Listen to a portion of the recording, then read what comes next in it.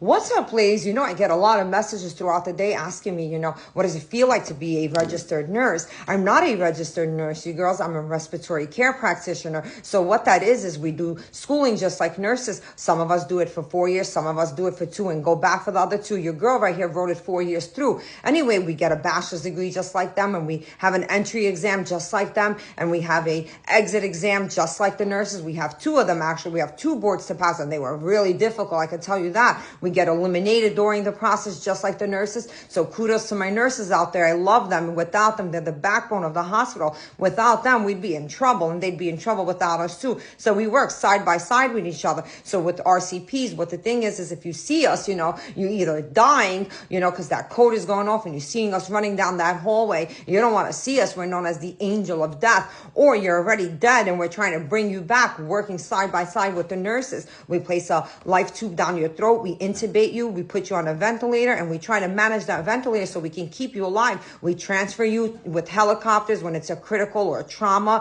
whatever. So it's kind of important. We are important. So just like the nurses, although I love my nurses, we work with them. Thanks God we have them. So kudos to all those healthcare workers that are in that hospital, working side by side with each other, changing lives and making a difference. It's important.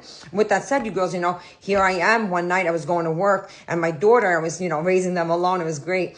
My daughter is walking me out to the car, and she's like, have a good shift, Mom. All of a sudden, my neighbor and her daughters, they're grown women, they start screaming, help me. So I turn around, and my daughter is shaking, she's young, she's shaking, and they go to me, my husband, my father, my husband. I go inside, the man is lifeless, he went into cardiac arrest, he fell in the bathroom, there was blood everywhere. I told my daughter, you're not going inside the house, you're coming with me, as they called 911. So I flip him over in front of my daughter while she's just there, in disbelief. She wanted to be a lawyer up until that moment.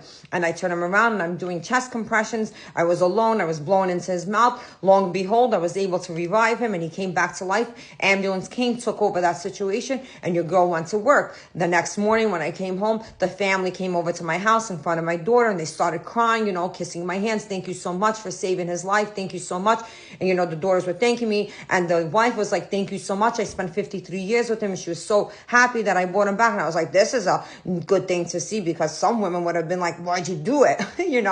Anyway, you girls, my daughter then comes to me, who wanted to be a lawyer the whole time. She says to me, you know what, Mom, I have a different, love and respect for your profession. I didn't know. I knew you were important, but I didn't know how important you girls really are out there. So I choose to become, go into nursing. And she wants to be an anesthesiologist. So my girl goes off to college this summer, and I can cry thinking my baby is big now. She's an honor student because Mama wasn't going to play that. So